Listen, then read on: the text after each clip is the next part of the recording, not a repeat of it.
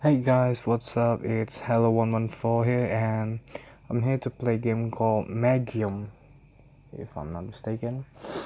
I was suggested this game by my good pal Shakinomus. He doesn't have a YouTube channel, but I hope he does in the future. So let's get into the game. He said this game has improved his grammar. So let's see about this game. Chapter 1. They say there is a very fine line between bravery and stupidity. As I stand here in the middle of this forest, gazing at all of the explosions far in the distance, I realize I may well have crossed that line to a point of no return. My name is Barry. I am 28 years old, and I could quite accurately be described as your everyday, ordinary guy. I have no talents, no particular skills, and no academic background. The only thing that defines me is my lifelong obsession to become a mage. It is what I've wished for since I was 5 years old. It has been my driving passion throughout my life, as I've constantly amassed knowledge about mages and traveled the world in the hopes of finding a way to make my dream come true. After endless years of searching through dusty tomes and weird parchments, I finally found a way to do it. The catch: I needed to first win a tournament against the most powerful mages in the world. Sounds crazy? That's probably because it is far too late to go back now. The only way that's left for me is to forward. As I stand here, knowing that it's no longer possible to return to my roots, I can't help but feel quite. So, we know that his name is Barry and he's 28 years old. He has nothing, like, no special. He doesn't have any specialty. But he said that lifelong obsession is to become a mage. So, should probably go with excited. No thanks. Okay, excited about this whole thing. Maybe I really am completely out of my mind. I would expect it to feel at least a little bit scared about all of this, but instead of that, I get this constant tingling sensation that won't go away. The feeling that I'm closer to my dream than ever before in my life. All the terrible dangers that await me seem distant to me, and all I can really think about now is that at the end of the tournament, when I win this, I will finally become a mage. There's an explosion, maybe a few hundred feet from my kitchen. The fights have already begun, so the area is pretty big, I think. And one of them is much closer to me than I would have hoped. There's no way I can get in a fight with any of the mages at this point. I need to avoid combat as long as possible if I am to survive until the end. So, this guy, Baron, the best he wants to become wizard. So, in order to become wizard, he needs to fight the strongest wizard. But he doesn't have any magic or powers. So let's see where this is going. I head in the opposite direction from where I felt the explosion. As I'm heading towards the end of the forest, I saw him. There are two mages talking. I hid behind the tree and take quick. It seems two mages just finished fighting. One of the statements of an ordinary talk. He's wearing a simple stained white shirt, leather pants, and a belt full of throwing knives. His untrimmed black beard hides a wicked smile. Just by seeing the confidence in his eye, I can think that he's the victor of the skirmish. The mage is wearing heavy armor. When his shield lies on the ground beside him, he is barely holding his sword anymore. So, a heavily armored mage, defeated by some mage who doesn't even trim his black beard. Okay. Taking a close look at the mage in my armor, I notice his head is bald. His skin is dark, he's likely in his mid-40s, and he has a scar on his head shaped like an axe. I've read a mage matching this exact description who went by the name Darren, and he was quite legendary, but he would lose so easily to some common talk. The mage in the white shirt answers my question as he addresses the one in armor, while casually playing with one of his knife. The legendary mage Darren, the savior of the eastern continent, the healer in armor. They say you've traveled the world, saving countless villages from destruction, that you've once fought 10 rock golems by yourself, only to defend a small child. I guess this goes to show you should never really trust legends. I always knew all those tales about measures as strong as giants we just call swallow. Hell, All those legendary mages that you joined this tournament, also because you, I'm going to win this by sundown. He starts laughing when he stops suddenly. Wait, who's there? He says as he turns towards me. I quickly pulled my head back against the tree and pressed my back against it, trying to be as silent as possible. I know you're there, coward. Show yourself, or I'll have one of my knives find you. Ah, shit, this is bad. This is real bad. So,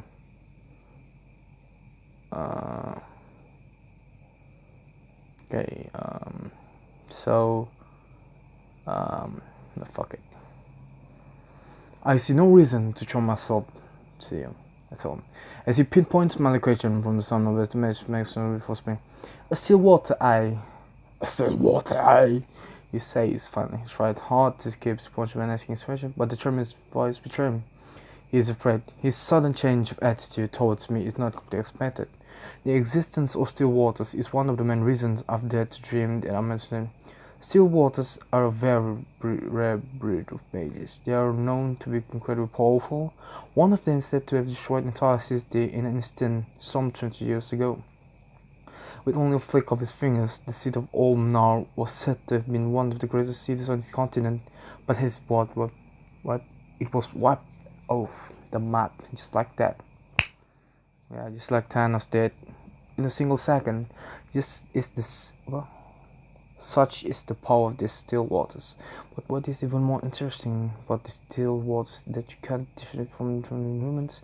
Normally, you can sense the magic flowing from every being. You don't need to be a mage to do it. By sensing their magical aura, you can tell how strong mages are before engaging in the fight.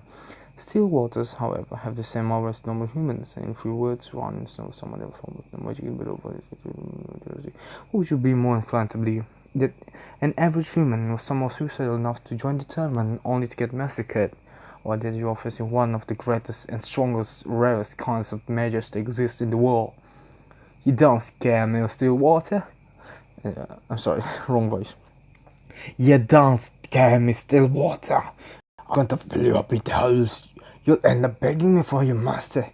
I'll bet your legends are no more true than the wolf, as I said. Excuse for a mage standing next to me.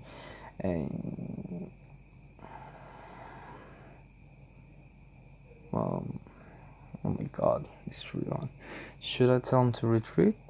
Counter 10 or suddenly on destroy? Still one now.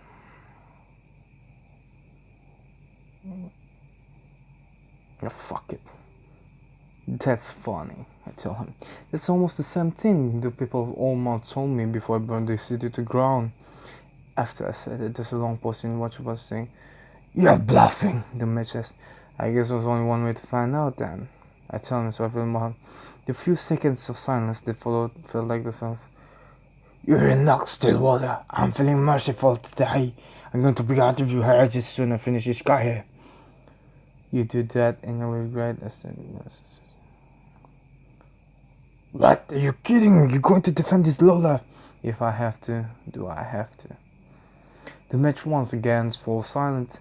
He doesn't want him to push his rock any further. After a while, I hear him put his daggers back into his belt and then spit on the ground. I remember this, Stillwater. Don't think I won't. You'll really die, you mess with Cutthroat died. Oh, Cutthroat death. Okay, I'm sorry. And the same goes for you, Healy and Army. I'll be seeing the both of you again soon. After he finishes his speech, he turns away in disgust as he heads into the woods on the opposite side of the clearing. Once I can no longer see the mage, I let out the big sigh. Oh, fuck, that was close. It was really close. I can still feel my heart beating rapidly in my chest. Do you that? What? You do that? You regret it? What was I even thinking? Was I trying to get myself killed? This is a life and death tournament. Barry, this is not the time for you to start playing hero. As I tried to calm myself down, the mage in armor sheds his sword, picks up his shield from the ground, starts walking towards me. You had no obligation to save me, he says, but you did it so anyway, at the risk of your own life. I cannot let such selflessness go unrewarded.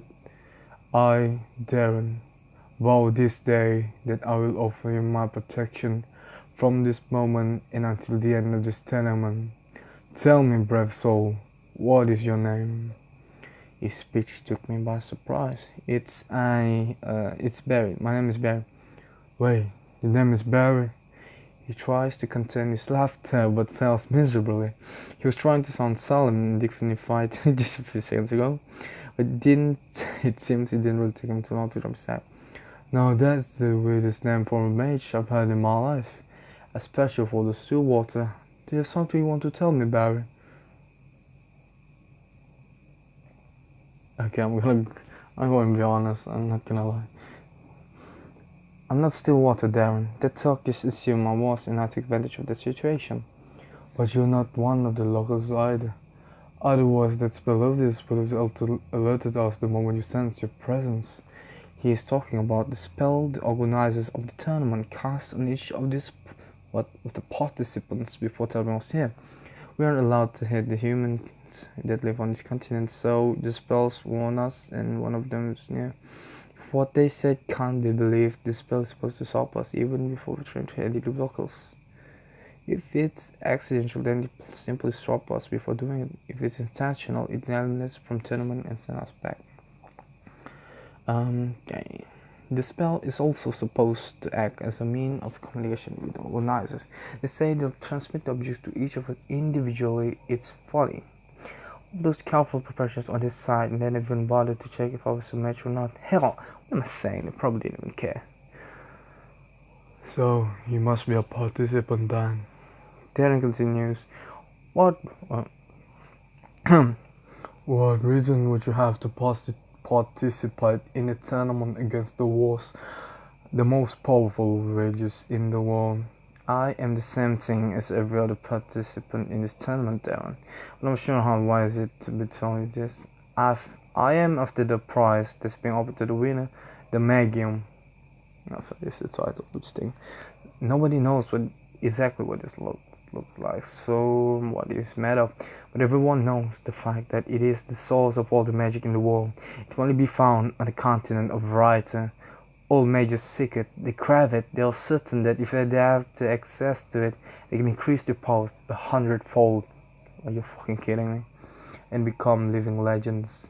And although it is not a common misconception that the Magium is only useful for learned magics, my studies have led me to believe that the Magium is so extraordinary it can even turn a normal human into a mage. I have searched very long for a way to get into Variety. But the way one can travel to the continent is by receiving a direct invitation. Very few of these are sent yearly, and the people being traveled there are being held under direct supervision for the duration of the stay, and return with no information regarding the coordinates of the place. But when all hopes seemed lost, an announcement came, a worldwide announcement by the kings of Variety, that they were organizing a tournament where every single mage in the world was invited, and the winner will be granted access to the Magium. I knew then that there would never be another chance like this. Why did you join this tournament, Barry? Darren asked me again. I'm just gonna tell the truth. Yes, honesty is the best policy. That is the truth. I'm after the same thing as you, Darren. I tell him. I'm after the Magium. It's been my dream ever since I was little to become a mage, and the Magium can grant me that wish. Come on, Barry. You're going to have to make a better lie than that if you want me to stop, but if you want me to believe you. He stops and looks me straight in the eye. By gods. By the gods. You are being serious, Barry. I commend your bravery and determination, but you do realize you can't win this entire tournament just by bluffing, don't you? Of course I know that. That's not the only way as I have up my sleeve. But you, they say you are the strongest wizard in the world. Mages. So how does one as strong as you get bested so easily by someone named Cutthroat Dave? Oh, that is something embarrassing. You see, Barry, I may be powerful, but that doesn't mean I don't have weaknesses. It turns out one of those weaknesses is that I never really managed to master the shield spell properly. The shield spell? The one that casts an invisible protective layer around yourself. Isn't that one of the first spells any mage learns? It is, but it's not like I can cast it at all. I can defend from magic just fine. It's normal weapons that I have problem with.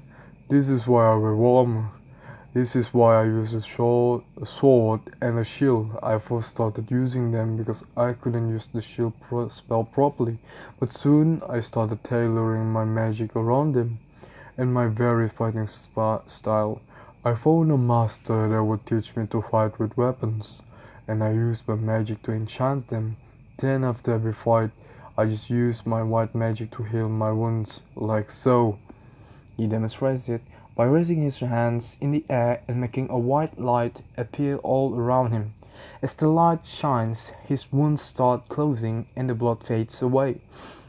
Cutthroats, let's see, who's speaking this? Okay, this is, it's Darren's line. The Cutthroat's knives had a life of their own, and there were many of them attacking me simultaneously. If I had a proper shield spell to defend them, defeating him would have been child's play, but defending against all these knives with a shield and sword alone would have been possible regardless of my combat skill. All armor have their weaknesses. All I had to do was go for the armor joints repeatedly until he wore me out. Why are you telling me this? Shouldn't you be able to be worried about revealing your greatest weakness? Someone you just met? Hey, you just saved my life, so you can't be that bad, right? Oh my god, you're fucking kidding me. Oh my god. I'm gonna do a woman's voice now? Fuck it. Pardon me for interrupting. I'm gonna do that for a woman. I hear a woman's voice from behind the trees, but would you by any chance be Doin, the legendary sailor of the Eastern Continent? Okay, so I'm gonna end chapter 1 here. It's so fucking long, but it's so fucking good so far. The fucking grammars and the what's the writers use is beyond my grammar. Is fucking dope. Yeah, so I'll see you in the next chapter, I guess. See you guys in the next video, and I hope you guys enjoy.